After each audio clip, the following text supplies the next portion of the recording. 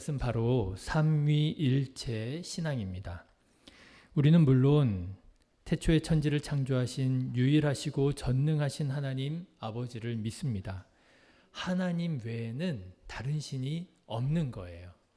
여러 신들 가운데 우리가 하나님을 믿는 것이 아니라 오직 하나님만이 한 분 하나님이신 줄로 믿습니다.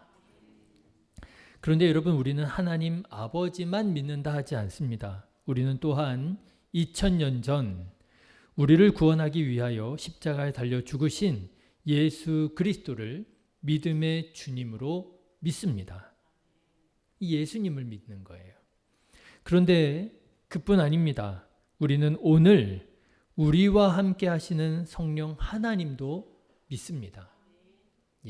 그래서 여러분, 성부 하나님, 성자 예수님, 성령 하나님을 믿는 우리는 삼위일체의 신앙을 가지고 있는 것이지요. 굳이 종교적으로 말하자면 유대교와 이슬람교 같은 유일신을 믿는 것이 아니라 우리는 삼위일체의 하나님을 믿는 것입니다. 그런데 이것이 사실 이해하기 어려운 것은 이렇게 말씀을 또 드리면 하나님과 예수님과 성령님이 또 각기 다른 우리가 세 신을 믿는 것 아니냐, 이렇게 이해하시는 분도 있는데요. 아닙니다. 한 분이시고 그러나 그 한 분이신 하나님께서 세 위격으로 나타나시는 신비로운 존재 방식으로 계시는 분이 하나님이시지요. 그래서 이 부분에 대한 논란이 많았습니다. 그래서 니케아라고 하는 공의회에서 이 논란을 이렇게 정리를 했습니다. 신비로운 존재 방식을 한 본질 안에 세 위격이다, 이렇게 정의를 했습니다. 한 본질 안에, 한 본질이에요. 우나 서브스탄티아, 이 라틴어거든요. 우나 서브스탄티아, 한 본질입니다. 그 안에 세 위격, 트레스 페르조나, 세 성품을 가지고 있다라고 하는 거예요. 이 삼위일체 신학이 우리의 신앙과 다른 종교들을 구분하는 아주 독특한 지점이 됩니다. 여러 신들 가운데 나는 이 신을 믿는 거야, 다신교가 아닙니다. 나는 이 신만 믿는 거야, 유일신교가 아닙니다. 우리는 삼위 하나님을 믿는 것이지요. 자, 그런데 제가 보기에 우리 그리스도인들이 성령 하나님, 잘 압니다. 성자 예수님, 그럼요, 사랑하고 믿지요. 그런데 비해서 성령 하나님에 대해서는 왠지 잘 모르시는 것 같다 하는 생각을 갖게 됩니다. 성령 하나님에 대해서는 사람마다 고백하는 게 다르고요.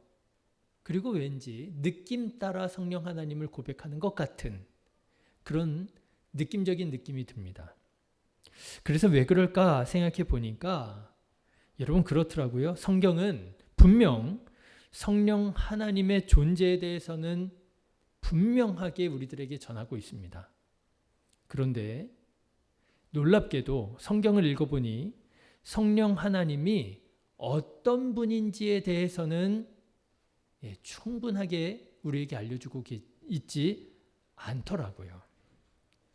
자, 여러분, 예수님을 한번 생각해 보십시오. 성경을 보시면 예수님께서 성령의 사람이셨음을 우리에게 분명하게 증거하고 있습니다. 예수님께서 자기 자신을 세상에 드러내실 때에 예수님께서는 세례를 받으십니다. 그런데 그 세례가 어떤 세례였느냐? 성령의 세례를 받으셨어요. 그리고 성령의 세례를 받으신 예수님께서는 성령의 인도하심을 따라 살아가게 됩니다. 가장 먼저 하신 일이 뭐냐 하면 성령의 인도하심을 따라 광야로 나가셔서 기도하셔요. 예수님은 성령의 세례를 받으십니다. 그리고 성령의 인도하심을 따라 살아가게 됩니다. 그리고 성령의 능력을 나타내시지요. 마태복음 4장에 보면, 누가복음 4장에 보면 예수께서 성령의 능력으로 갈릴리에 돌아가시니 그 소문이 사방에 퍼졌더라 그랬습니다. 예수님 가시는 곳마다 성령의 능력이 나타났어요. 그런데 여러분, 그뿐 아닙니다. 예수님은 자기 자신만 성령의 사람이었던 것이 아니라 예수님을 따르는 제자들에게도 성령을 받으라고 말씀하셨어요. 누가복음 11장에 보면 예수님 이렇게 말씀하십니다. 너희가 악할지라도 좋은 것을 자식에게 줄 알거든 하물며 너희 하늘 아버지께서 구하는 자에게 성령을 주시지 않겠느냐. 성령 받으라고 하는 거예요. 사도와 함께 모이사 그들에게 분부하여 이르시되 예루살렘을 떠나지 말고 내게서 들은 바 아버지께서 약속하신 것을 기다리라. 사도행전 1장의 말씀이잖아요. 요한복음 20장의 말씀을 보면 분명하게 이렇게 말씀하시는 것을 듣게 됩니다. 예수님께서 이 말씀을 하시고 제자들을 향하여 숨을 내쉬며 이르시되 성령을 받으라. 여러분, 예수님은요 분명 성령의 사람이셨습니다. 그런데 성령의 사람이신 예수님께서는 본인만 성령으로 충만하신 것이 아니라 예수님을 따르는 제자들에게도 성령 받으라고 말씀하셨어요. 그런데 예수님께서는 정작 우리가 받아야 할 성령님이 어떤 분인지에 대해서는 충분히 설명하신 것 같지가 않더라고 하는 것입니다. 여러분, 제가 오늘 말씀을 준비하면서 한번 성경을 다시 한번 찾아봤습니다. 오늘이 성령 강림절이거든요. 그래서 성령 강림절을 맞이해서 어떻게 하나님의 말씀을 전하면 좋을까? 성령님에 대해서 한번 성경을 찾아봤습니다. 네, 성령님에 대한 증거는 차고도 넘칩니다. 그런데 제가 이번에 주목하고 싶었던 것은 예수님께서 성령에 대해서 뭐라고 증언하셨느냐, 이게 궁금하더라고요. 그래서 성령님에 대한 예수님의 증언을 제가 거의 전부를 찾아봤는데 그 중에 가장 구체적이고 가장 자세하게 성령님에 대해서 말씀하신 본문이 바로 오늘 우리가 같이 읽은 본문이 아닌가 싶더라고요. 예수님 말씀하십니다. 내가 아직 너희와 함께 있어서 이 말을 너희에게 하였거니와 보혜사 곧 아버지께서 내 이름으로 보내실 성령 그가 너희에게 모든 것을 가르치고 내가 너희에게 말한 모든 것을 생각나게 하리라. 여러분, 이게 거의 전부예요. 성령님에 대한 증거는 너무나도 많이 있습니다. 그런데 그 성령님이 어떤 분이냐라고 하는 성령님에 대한 말씀은 생각보다 적더라고요. 그렇다 보니 성령 하나님에 대한 왜곡과 오해가 비일비재하더라고 하는 거예요. 아까도 말씀드렸잖아요. 왠지 사람마다 고백이 다 다른 것 같아요. 왠지 성령님에 대한 고백이 느낌으로 하는 얘기인 것 같은 거예요. 특히 이단들이 바로 이 사실을 틈을 탑니다. 그래서 여러분, 이단들이요, 성경의 말씀에서 성경의 말씀으로, 성경의 말씀에서 성경의 말씀으로 건너뛰고 해서 그 결과가 뭘로 나와요? 내가 성령이다 라고 얘기하더라는 거예요. 그렇잖아요. 예. 제가 이재철 목사님 책을 읽다가 배웠는데요. 예. 원숭이 엉덩이는 빨개 이렇게 시작해가지고요. 빨가면 사과, 사과는 맛있고, 맛있으면 바나나 해가지고 어디까지 가요? 원숭이 엉덩이가 한라산 백두산이 돼버리잖아요. 그렇더라고요. 분명히 성경 말씀 가지고 건너뛰었는데 마지막에 가서는 뭐가 돼요? 보혜사 성령이 자기라는 거예요. 왜 이런 일이 일어나겠습니까? 성령 하나님에 대한 뭔가 자세하고 구체적인 그런 설명이 충분하지 않은 것처럼 그렇게 보여지기 때문에 그렇다라고 하는 것이죠. 그래서 저는 오늘 특별히 성령 강림절을 맞이해서 우리 성도님들에게 성령 하나님을 보다 성경적으로 한번 정리해서 말씀드려 봐야 되겠다 하는 그런 필요를 느끼게 되었습니다. 여러분, 한번 들어보십시오. 다소 딱딱하고 건조하게 들릴 수 있는데 성령님이 누구시냐 말이에요. 여러분 한번 들어보세요. 성령 하나님은 무엇보다도 첫째로 하나님 아버지의 거룩한 영이십니다. 성령 하나님은 영이신 거예요. 마태복음에 보면 이렇게 되어 있습니다. 말하는 이는 너희가 아니라 너희 속에서 말씀하시는 이 곧 너희 아버지의 성령이시니라. 우리 안에서 일하시는 성령님이 누구시냐? 아버지의 성령이라는 거예요. 하나님의 성령이라. 그렇습니다, 여러분. 성령님은 누구시냐 하면 하나님 아버지의 거룩하신 영입니다. 그래서 우리는 성령님을 하나님이라고, 성령 하나님이라고 우리가 그렇게 믿는 거예요. 그렇다면 이 하나님 아버지의 거룩하신 영께서 우리 안에서 어떤 일을 하시느냐?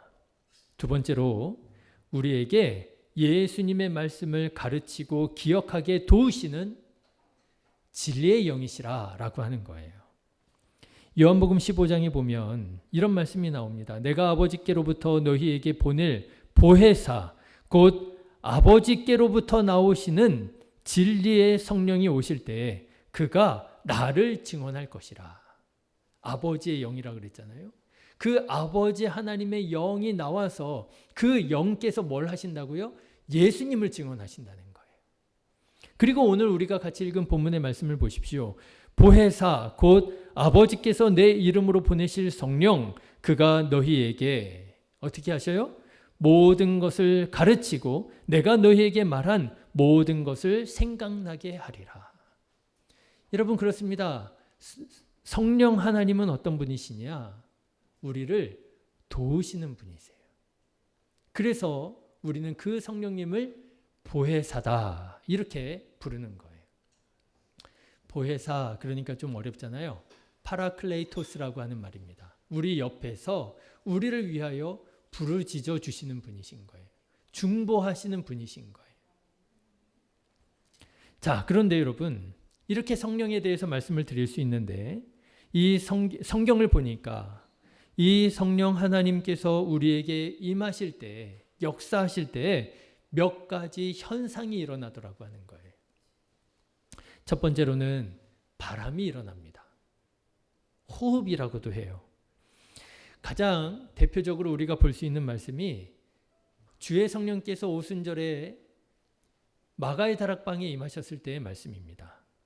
성경에 보니까 이렇게 되어 있어요. 호련히 하늘로부터 급하고 강한 바람 같은 소리가 있어 그 집에 그 온 집에 가득하더라. 그렇게 되어 있습니다. 바람이 일어난다는 거예요. 그리고 두 번째로는 불의 역사가 일어난다는 것입니다. 방금 전에 읽은 말씀 다음에 말씀을 보면 마치 불의 혀처럼 갈라지는 것들이 그들에게 보여 각 사람 위에 하나씩 임하여 있더라. 성령이 역사하실 때 불의 역사가 일어난다는 거예요. 예, 성경은 하나님의 임재를 불로 표현하는 경우가 많습니다. 모세가 하나님을 만났을 때 언제 만났어요? 어디에서? 호렙산에서 불타는 가시떨기 나무에서 만나게 되잖아요. 예, 불로 만났습니다. 그런가 하면 이스라엘 백성들이 광야에서 40년 동안 보낼 때 하나님께서 이스라엘 백성들을 어떻게 인도하셨어요? 구름 기둥과 불 기둥으로 인도하시잖아요. 불은 하나님의 임재를 상징하지요. 그리고 세 번째로 성령께서 역사하실 때 능력이 나타난다라고 하는 거예요. 그들이 다 성령의 충만함을 받고 오순절 다락방에 있었던 제자들이요. 성령의 충만함을 받고 어떻게 되었습니까? 성령이 말하게 하심을 따라 다른 언어들로 말하기를 시작하니라. 성령의 능력이 나타나게 되었어요. 자, 여러분들이 신앙생활하는 동안 예배를 드리고 기도하고 찬양하는 중에 이런 바람의 역사, 불의 역사, 능력의 역사를 여러분 경험한다면 그게 뭐예요? 성령의 임재를 경험하고 계시는 거예요. 사랑하는 신의교회 성도 여러분, 저는 바라고 원하기는 우리 신의교회 성도님들이 성령의 임재를 경험하게 되시기를, 불의 역사, 바람의 역사, 능력의 역사가 나타나시기를 주님의 이름으로 축원합니다. 자, 그런데 여러분 어떻습니까? 제가 이렇게 성령 하나님에 대해서 성경적으로 한번 이렇게 좀 정리를 해드렸어요. 어떻게 좀 도움이 되시고 이해가 되십니까? 이해가 되시면 도움이 되셨다면 감사합니다. 근데 혹시 여러분 이런 생각 들지 않으세요? 알기는 아는데, 듣기는 들었는데 이게 뭐 안다고 말하기가, 아는 게 아닌 것 같은, 지금 여러분들 표정이요, 마치 학교에서 영어 시간에 영어를 배우고 계시는, 수학 시간에 수학을 배우고 있는 학생들의 표정 같습니다. 알 듯 모를 듯. 안다고 하면 안다고 하면 제가 물어볼까. 그러니까 안다는 표정을 하면 안 될 것 같고, 모른다 하면 제가 실망할까. 그렇게 애써서 설명했는데 모른다 하기도. 그러니까 굉장히 중립적인 표정. 알 듯 모를 듯. 신비로운 표정을. 여러분 왜 그럴까요? 아마 제가 이렇게 정리해서 말씀드리기 전에도 이미 여러분들은 성령에 대해서, 성령 하나님에 대해서 많이 듣고 많이 읽고 또 전 이해를 가지고 계실 것입니다. 그런데 여러분 어때요? 내가 성령 하나님을 안다 말할 수 있을까요? 많이 아는 것 같은데 왜 안다고 자신 있게 말하기가 어려운 것일까요?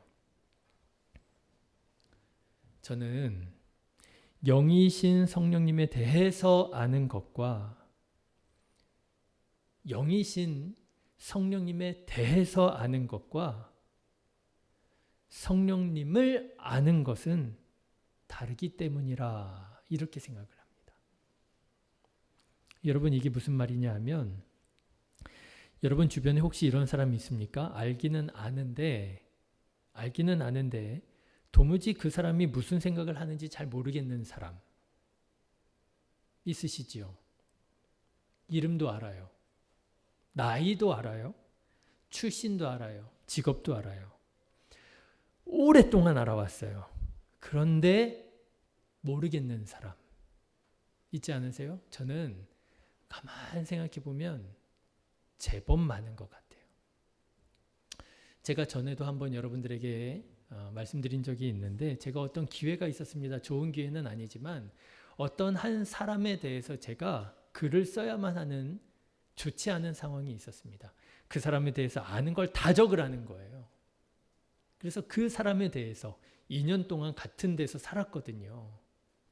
그 사람에 대해서 아는 대로 다 쓰려고 하는데요. 놀라운 것은요, 한 장을 쓰기가 어려워요. 제법 친하게 지낸 사람입니다. 그런데요, 쓰려고 보니까 쓸 게 없어요. 여러분 한번 생각해 보십시오. 여러분들이 다 아는 사람들이라고 생각하시잖아요. 그런데 그 사람에 대해서 여러분이 뭐라고 설명할 수 있을까, 뭐라고 쓸 수 있을까 생각해 보십시오. 생각보다 내가 이 사람에 대해서 아는 게 별로 없구나 하는 것을 깨닫게 됩니다. 이름도 알아요. 나이도 알아요. 사는 곳이 어딘지도 알아요. 그 사람 직업이 뭔지도 알아요. 아는 것 같아요. 그런데 왠지 모르겠는 사람. 왜 그래요? 그 사람에 대해서는 알지만 뭐를 모르는 거예요? 그 사람을 모르는 거예요. 따로 만나본 적이 없어요. 여러분, 한 교회를 다니는 성도님들 가운데 이런 경우 많으시죠? 주일마다 만나요. 그래서 주일마다 웃으면서 인사해요. 우리 교회는 좀 그런 문화는 없지만 샬롬 막 이러면서, 그죠? 아유 어떻게 지내셨어요? 막 방긋 웃으면서 인사합니다. 인사 안 하시면 큰일 납니다. 일주일에 만나는 건데 그 기회를 놓치시고 그냥 모른 척하고 가시면 안 돼요. 인사하셔야죠. 그런데 문제는 뭐예요?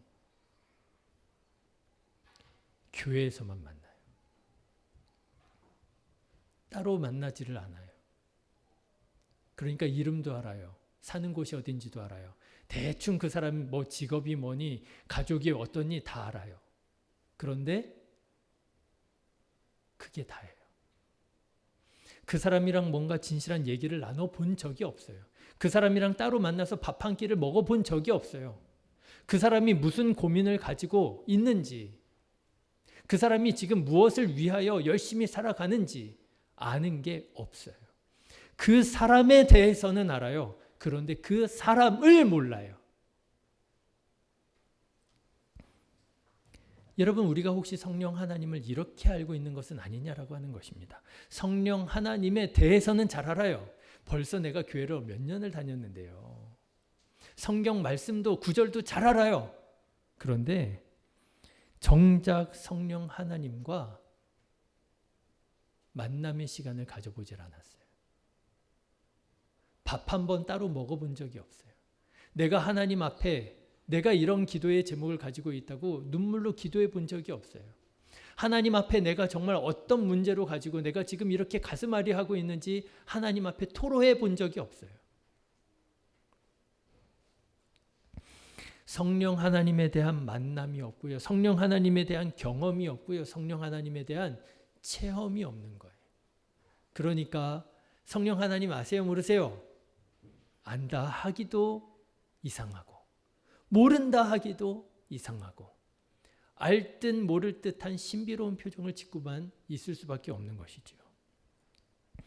자, 여러분, 왜 성경은, 왜 예수님은 제자들에게 성령님의 존재에 대해서는 분명히 여러 곳에서 정말 부정할 수 없을 만큼 많이 말씀하시면서도 성령 하나님은 이런 분이야 라고 자세하게 충분하게 설명하고 계시지는 않을까? 왜냐하면요, 직접 성령님을 만나고 체험해 보기 전까지는 뭐라고 말해봤자 이게 소용이 없을 것 같아요. 그래서 예수님께서는 그저 뭐라고 말씀하세요? 성령 받으라고 말씀하시는 거예요. 성령 받으면 어떻게 돼요? 다 이해가 된다는 거예요. 성령 받으면 어떻게 돼요? 다 알게 된다라고 하는 거예요. 자, 여러분, 제가 한번 성경 말씀을 읽어볼 테니 여러분 한번 들어보십시오. 요한복음 16장입니다. 그러나 진리의 성령이 오시면 그가 너희를 모든 진리 가운데로 인도하시리니 그가 스스로 말하지 않고 오직 들은 것을 말하며 장래 일을 너희에게 알리시리라. 그렇죠. 성령님이 오시면 그때야 우리가 진리를 깨달아 알게 된다는 거예요. 지금은 어때요? 희미해요. 알 듯 모를 듯 해요. 아는 줄 알았는데 모르고 있었던 것 같아요. 그런데 진리의 성령께서 오시면 진리로 우리의 눈을 밝혀주신다는 거예요. 고린도전서에 보면 이런 말씀이 있습니다. 오직 하나님이 성령으로 이것을 우리에게 보이셨으니 성령은 모든 것, 곧 하나님의 깊은 것까지도 통달하시느니라. 성령 하나님께서 우리들에게 보여주신다는 거예요. 사도행전은 보면 또 이렇게 되어 있습니다. 오직 성령이 너희에게 임하시면 너희가 권능을 받고 예루살렘과 온 유대와 사마리아와 땅끝까지 이르러 내 증인이 되리라 하시니라. 성령이 임하시면, 성령이 임하시면. 저는 이 말씀들을 묵상하는 중에 예수님의 말씀이 이렇게 저에게 들려지는 듯 했습니다. 일단 성령부터 받아야 된다. 일단 성령부터 받아야 된다. 여러분, 예수님께서 부활하셨습니다. 그런데 부활하신 예수님께서 뭐라고 말씀하세요? 예루살렘을 떠나지 말고. 부활하신 예수님을 만난 제자들이에요. 얼마나 놀라고 얼마나 기쁘고 얼마나 감격했겠습니까? 당장이라도 나가서 내가 부활하신 예수님을 만났다고 증거하고 예수님이 정말 하나님의 아들이시라고 그렇게 복음을 전해야 될 것 같지 않아요? 그런데 예수님께서는요, 뭐라고 말씀하시는가 하면 예루살렘을 떠나지 말고 내가 너에게 약속한 바 무엇을 기다리라고요? 성령을 기다리라. 일단 무엇부터 받으라고요? 성령부터 받아라. 일단 성령부터 받아라. 사랑하는 신의 교회 성도 여러분, 우리가 항상 기도하는 중에 우리의 기도 가운데 가장 먼저 기도해야 할 것은 성령 충만함인 줄로 믿습니다. 여러분, 성령 충만하시기를 주님의 이름으로 축원합니다. 오늘 말씀을 준비하는 중에 우리나라 사람들만 독특하게 사용한다고 하는 단어, 정이라고 하는 단어를 기억하게 됐습니다. 여러분, 이 정이라고 하는 단어가요, 외국어로 번역하려고 하면 마땅히 번역할 단어가 별로 없대요. 이런 단어들이 나라마다 조금씩 있겠죠. 고유한 그 민족이 가지고 있는 정서일 것이고 단어일 것입니다. 우리나라에는 정이라고 하는 단어도 있고 또 뭐가 있을까요? 한이라고 하는 단어도 번역하기가 어렵대요. 외국어에 한이라고 하는 단어가 없답니다. 어쨌든 그러니 번역할 단어가 없으니 뭐 설명하기도 어렵겠죠. 그런데 이제 요즘 점점 외국인들이 우리나라에 대해서 많이 관심을 가지게 되었습니다. 우리나라 언어도 배우게 되었고요. 저는 처음에는 이게 소위 말하는 국뽕인 줄 알았어요. 야, 우리나라 대단해 막 이러면서 괜히 그냥 이렇게 기분 좋아라 하는 사람들 있잖아요. 국뽕이라고 그러잖아요. 국뽕 아니야? 그랬는데 아니더라고요. 제가 전에 어떤 기회가 있어서 외국인들이랑 채팅할 수 있는 채팅 앱을 깔고 채팅을 좀 해본 적이 있습니다. 그런데요, 와, 신기해요. 한국어 가르쳐 달라는 사람이 되게 많아요. 나는 영어를 배우고 싶은데 한국어를 가르쳐 달래요. 그럼 무슨 언어를 써야 돼요? 한국어를 쓰면 저는 시간 낭비잖아요. 난 영어를 배워야 되는데. 근데 그 사람들이 저한테 관심을 갖는데 왜 관심을 가져요? 제가 한국어를 할 수 있다고 저한테 관심을 갖는 거예요. 그래서 이게 이해가 서로 안 맞아가지고 지웠어요. 근데 깜짝 놀랐습니다. 외국인들이 이렇게 한국어에 관심이 많나? 예, 점점 한국에 대한 관심이 많아지고 있습니다. 그런데 제가 어떤 기사를 읽는 중에 놀라운 기사를 읽게 되었어요. 외국인들이 우리나라에 와서 우리나라를 방문해 본 외국인들이 가장 많이 사용하는 한국어가 뭘까요? 안녕하세요. 또요. 감사합니다. 이거 뭐 당연하죠. 안녕하세요, 감사합니다가 1등이래요. 그러면 여러분 2등은 뭘까요? 두 번째로 많이 사용하는 단어. 여기에서 센스가 있는 분은 아실 텐데 정이랍니다.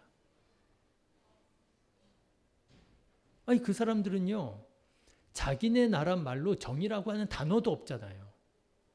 그런데요, 한국을 경험한 외국인들이 두 번째로 많이 사용하는 단어가 정이랍니다.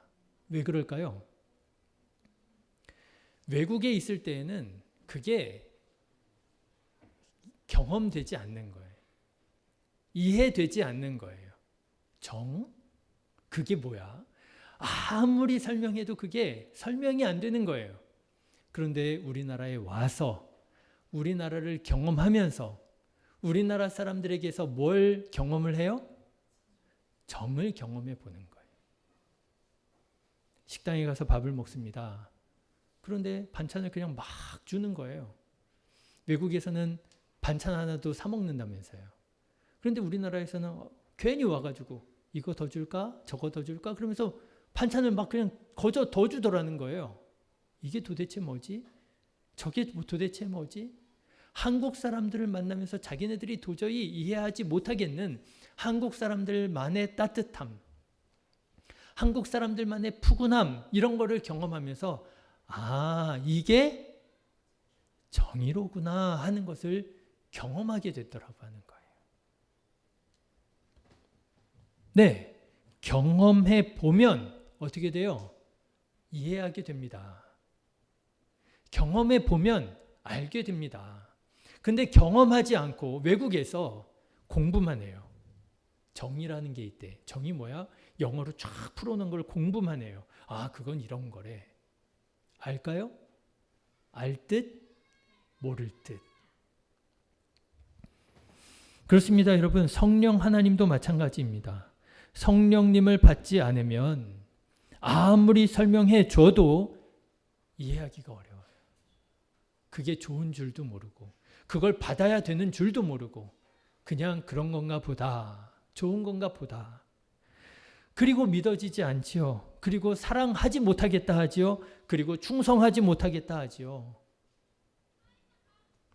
어떻게 합니까? 못하지요. 경험해 보질 못했는데. 인간적인 능력으로만, 인간적인 애씀으로만 하다가 중간에 다 포기하고 마는 거예요. 해보니까 안 되더라. 해보니까 안 되더라. 그런데 성령을 받으면 어떻게 돼요? 이해가 되는 거예요. 할 수 있겠는 거예요. 그래, 사랑할 수 있을 것 같아.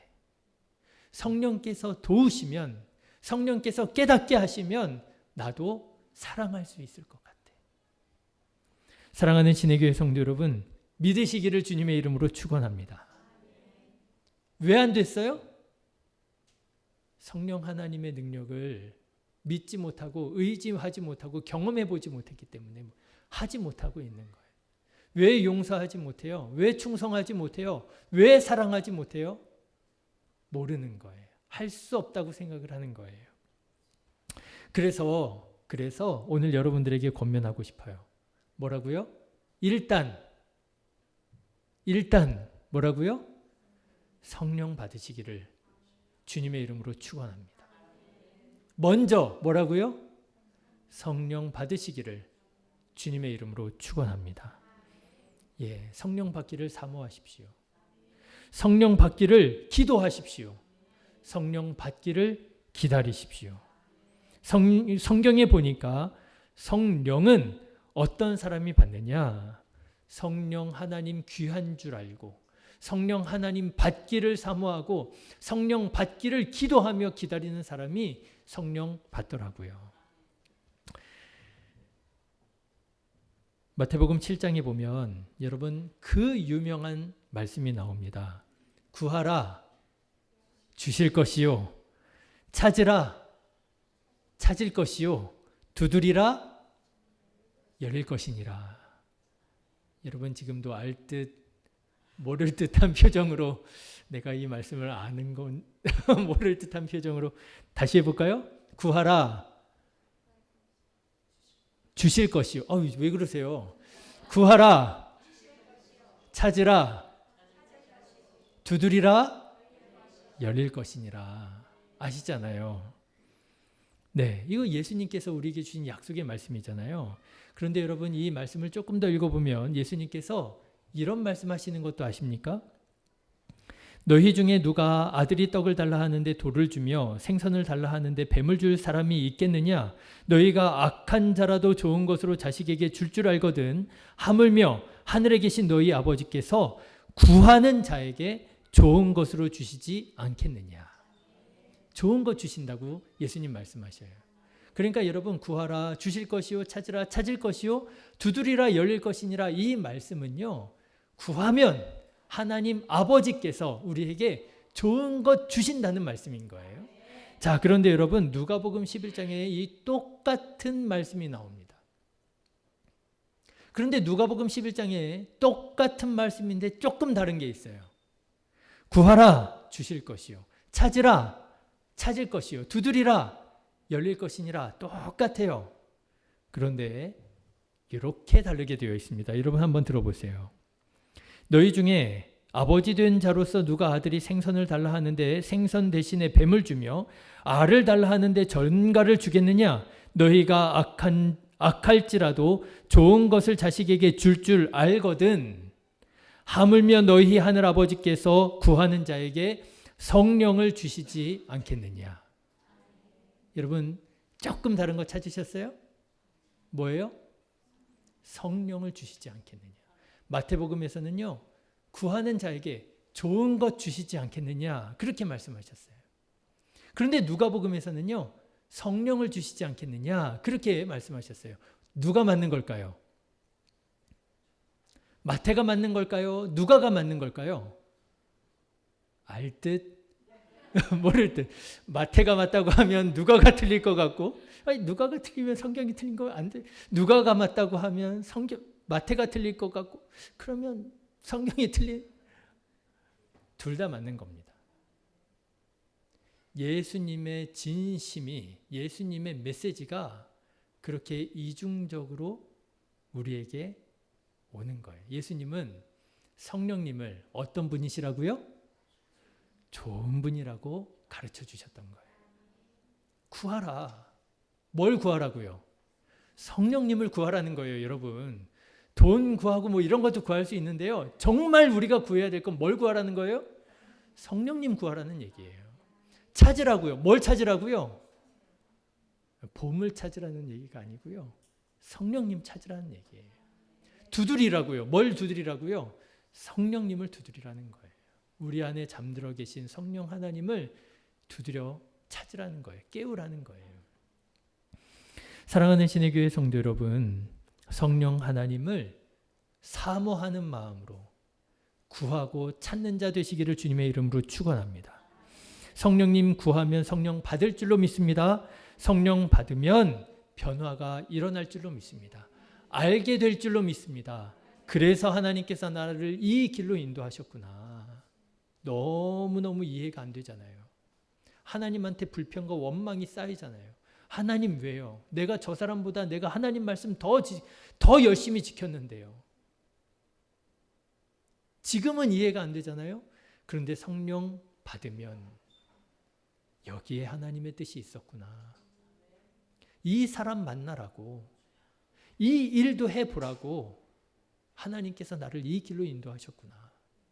성령 하나님께서 진리로 우리를 깨닫게 하시고 그 사망의 음침한 골짜기 같은 길을 우리가 걸어갈지라도 우리와 함께 하시고 우리를 도우신다라고 하는 거예요. 시간이 좀 지났는데 오늘 성령 강림절을 맞이해서 그리고 또 하나가 있습니다. 존 웨슬리 회심 기념주일이에요. 그래서 이제 오늘 저녁부터 지방연합성회를 하거든요. 예. 존 웨슬리 목사님은 우리 감리교회를 세우신 영국의 성공의 목사님입니다. 이 존 웨슬리 목사님은 아주 열심히 있는 분이셨어요. 하나님을 사랑하는 사람들 가운데에서도 더 하나님의 말씀 철저하게 잘 순종해 보자고 홀리클럽이라고 하는 신성회를 조직해서 매일같이 기도하고 매일같이 반성하면서 일기를 쓰면서 오늘 하루 내가 정말 하나님의 말씀대로 살았는가 체크하고 점검하고 기도했던 아주 경건한 그리스도인입니다. 그래서 별명으로 얻은 이름이 메소디스트라고 하는 말이에요. 메소디스트, 감리교회라고 하는 말인데요. 그 메소디스트라고 하는 말이 뭐냐 하면 말하자면 규칙쟁이라는 뜻이에요. 철저하게 규칙적으로 하나님의 말씀을 지키려고 했던 아주 경건한 사람이 웨슬리 목사님이었습니다. 웨슬리 목사님은 뿐만 아니라 선교의 열정이 있는 분이었습니다. 당시에 미국이라고 하는 신대륙이 이제 유럽 세상에 알려졌을 때예요. 많은 유럽인들이 미국으로 건너가고 있었습니다. 그때 웨슬리 목사님의 마음이 뜨거워졌어요. 저 신대륙에도 교회가 세워지고 저 신대륙에도 예수 믿는 제자들이 세워져야 될 텐데, 그리고 목숨 걸고, 그때는 정말 목숨을 걸지 않으면 신대륙에 갈 수가 없는 때가 아니에요. 목숨 걸고 배를 타고 미국으로 건너가서 선교를 하기도 했습니다. 그런데 실패했습니다. 쫓기듯 도망치듯 미국에서 도망쳐서 다시 영국으로 돌아오게 되었어요. 여러분 생각해 보십시오. 다른 사람들이 메소디스트라고 하는 별명을 지어줄 만큼 철저하게 하나님의 말씀대로 살려고 애를 썼습니다. 하나님의 뜻 이루기 위하여 목숨 걸고 미국 대륙에 건너가서 복음을 전했습니다. 그런데 실패해서 도망치듯 영국으로 돌아오게 된 거예요. 그 마음이 불편했겠지요. 어쩌면 그 마음에 하나님에 대한 원망이 있었을는지도 모릅니다. 그래서 그때 당시에 존 웨슬리의 일기를 보면 믿음이 흔들리고 있었습니다.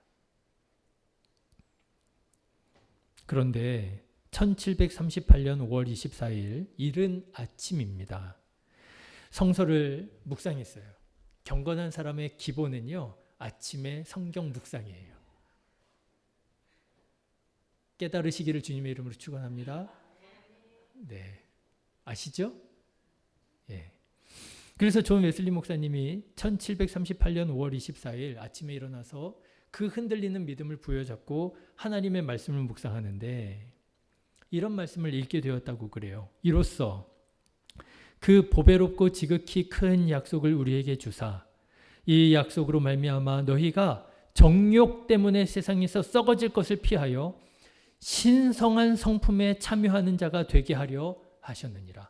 신성한 성품에 참여하는 자가 되게 하려 하셨느니라 하는 하나님의 말씀을 묵상하게 됩니다. 신성한 하나님의 성품. 이 말씀을 묵상하며 이제 하루를 열었습니다. 이날 오후에 웨슬리 목사님은 세인트 폴이라고 하는 교회에서 저녁 기도에 참여하게 되어 있었습니다. 그 저녁 기도에 참여하였는데 마침 찬양대가 찬양을 불렀습니다. 푸셀이라고 하는 사람의 곡인데요. 오, 깊은 곳으로부터 주님께 나아갑니다. 깊은 곳으로부터 주님께 나아갑니다. 그런데 이 찬양을 듣는데 존 웨슬리 목사님이 지금 내 영적 상태를 말하는 것 같더라는 거예요. 깊은 곳, 흔들리는 곳, 실패와 상처를 지금 어찌할 수 없는 웨슬리 목사님의 마음이 그 가사에 담겨져 있는 것 같더라는 거예요. 여러분, 성가대가 찬양할 때 그 찬양의 가사가 여러분들의 기도가 되고 여러분들에게 간증이 될 수 있기를 주님의 이름으로 축원합니다. 여러분들 듣기 좋으라고 성가대 부르는 게 아니라 은혜를 끼치는 거잖아요. 그런데 이제 저녁 때가 되어 웨슬리는 다시 자리를 일어나서 올더스게이트 거리에 네틀턴 코트라고 하는 곳에서 모이는 모라비아 교도들, 모라비아라고 하는 하나님을 경건하게 믿는 사람들의 모임이 있었어요. 그 저녁 기도회에 참여하게 되었습니다. 그런데 참여해서 맨 뒷자리에 앉게 되었는데 마침 그곳에서 로마서 서문을 읽고 있는 아닙니다. 모라비아 교도의 기도에 가기 위해서 성경을 폈다는 거예요. 근데 그 성경 말씀에 이런 말씀이 적혀져 있더라는 거예요. 마가복음 12장에 네가 하나님의 나라에 멀지 않도다. 네가 하나님의 나라에 멀지 않도다. 여러분, 아침의 묵상으로부터 저녁의 찬양의 가사, 그리고 중간에 펼쳐보았던 하나님의 말씀, 이런 것들이 점점 웨슬리 목사님에게 이게 그냥 스쳐 지나가는 말씀이 아니라 레마의 말씀으로 자꾸만 들려지고 있는 거예요. 그리고 말씀드린 것처럼 올더스게이트 거리에 이 모라비안 교도의 기도의 자리에 앉게 됩니다. 그런데 마침 한 사람이 루터의 로마서 서문을 읽고 있는 것을 듣게 되었다는 거예요. 자, 여러분, 제가 조금 수정을 했는데 한번 들어보십시오. 그러므로 믿음만이 우리를 의롭게 하며 성령은 우리로 선한 일을 기뻐하게 하며 불신앙은 에덴에서 아담과 하와가 그랬듯이 죄를 짓게 하고 육체를 낳으며 악한 일을 기뻐하게 합니다. 그러므로 예수께서 그가 와서 죄에 대하여 의에 대하여 심판에 대하여 세상을 책망하시리라. 죄에 대하여야 함은 그들이 나를 믿지 아니하미요 라고 말씀하셨듯이 불신앙은 모든 죄의 뿌리입니다. 그러나 믿음은 우리를 변화시켜 하나님의 자녀로 새롭게 태어나게 하는 우리 안에서 일어나는 하나님의 역사입니다. 라고 하는 말씀을 읽고 있었던 거예요. 루터의 로마서 서문이지요.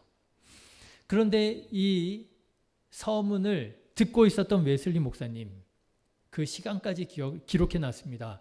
8시 45분. 웨슬리 목사님은 마음이 따뜻해지는 것을 경험합니다. 이상하게 따뜻해지는 걸 경험합니다. 그리고 이런 일기를 남깁니다. 그때 나는 내 마음이 이상하게 따뜻해지는 것을 느꼈다. 나는 내가 그리스도를 신뢰하고 있으며 흔들리는 중입니다. 그 마음에 불평과 원망이 있을 수도 있습니다. 상처가 있기도 합니다. 그런데 하나님의 말씀을 들을 때에 깨달았다는 거예요.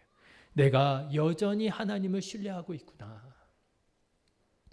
구원을 위해 그리스도만을 믿고 있음과 내 죄를 다 거두어 가시고 나를 죄와 죽음의 법에서 구원하셨다고 하는 확신을 얻게 되었다. 여러분, 이게 뭐예요? 이것이 성령 받은 거예요. 성령 받기를 간절히 사모할 때 성령의 인도하심을 따라 하나님의 말씀을 듣게 되고 하나님의 말씀을 들을 때 그냥 스쳐 지나가는 것이 아니라 그 말씀이 레마의 말씀으로 깨달아지고 그 말씀을 들을 때 마음이 따뜻해지고 그가 확신을 얻게 되어 믿음을 갖게 되어 그의 삶이 변화되어지는 것. 이거 다 누가 하시는 일이에요? 성령께서 하시는 일인 거예요. 내 힘으로 해보려고 했습니다. 메소디스트 되려고 했습니다. 미국 대륙에 가서 복음을 전하려고 했습니다. 내 힘으로 하려고 할 때는 안 되더라는 거예요. 그런데 성령 받고 나니 어떻게 되었습니까? 웨슬리 목사님은 완전히 다른 사역을 감당하게 되십니다. 복음을 전할 때 성령의 역사가 일어나게 되었고요. 그 성령의 역사로 영국 사회가 변화되게 되었는데 여러분 그거 아십니까? 유럽이 왕정시대에서 민주제도로 넘어갈 때 피 흘리는 혁명의 역사가 일어납니다. 대표적인 것이 프랑스 대혁명이지요. 왕이 기요틴에서 목이 잘려 죽지 않습니까? 대부분의 유럽에 있는 군주들이 다 그렇게 피해 혁명으로 숙청당하고 나라가 전복이 되고 혁명이 일어나게 돼요. 그런데 이상한 일이 일어나게 돼요. 영국만 피해 혁명이 일어나지 않습니다. 그래서 역사학자들은 영국의 혁명을 뭐라고 말하느냐? 아마 들어보셨을 거예요. 명예혁명이라고 말합니다. 피 흘리지 않고 혁명을 이루었다고 해서 명예혁명이라고 그래요. 그러니까 역사학자들이 이상한 거예요. 어떻게 영국만 이렇게 명예로운 혁명을 이룰 수 있었을까? 그리고 역사학자들이 연구를 했는데 그 연구 결과가 이거 기독교 역사학자들이 하는 말이 아닙니다. 일반 역사학자들 중에 이런 얘기를 하는 사람들이 있다고 그래요. 존 웨슬리 목사님의 부흥이 존 웨슬리 목사님의 그 말씀이 영국 사회를 피를 흘리지 않고도 변혁시킬 수 있게 하는 힘이 되었다라고 얘기하는 거예요. 성령의 역사가 이렇게 한 사람을 변화시키고요. 성령의 역사가 이렇게 그 한 사람을 통해서 나라를 변화시켰다라고 하는 거예요. 여러분, 변해야 하지 않겠습니까? 문제를 그대로 안고 살아갈 수 없잖아요. 여러분, 변해야 되지 않겠습니까? 상처를 그대로 참고 살아갈 수 없잖아요. 관계가 회복되어야 되지 않겠습니까? 살아가는 것이 감사가 되어야 되지 않겠습니까? 우리 가정이 새로워져야 되지 않겠습니까? 그러면 일단 먼저 성령 받으시기를 주님의 이름으로 축원합니다. 성령 받기를 위해서 늘 기도하시기를 주님의 이름으로 축원합니다. 우리 모두가 성령으로 충만해져서 하나님의 나라 아름답게 이루어가고 우리 안에 있는 모든 죄의 문제들, 우리 상처와 아픔, 모든 갈등들 다 사라지게 되어지는 명예로운 혁명이 일어나게 되어지기를 주님의 이름으로 축원합니다. 기도하겠습니다.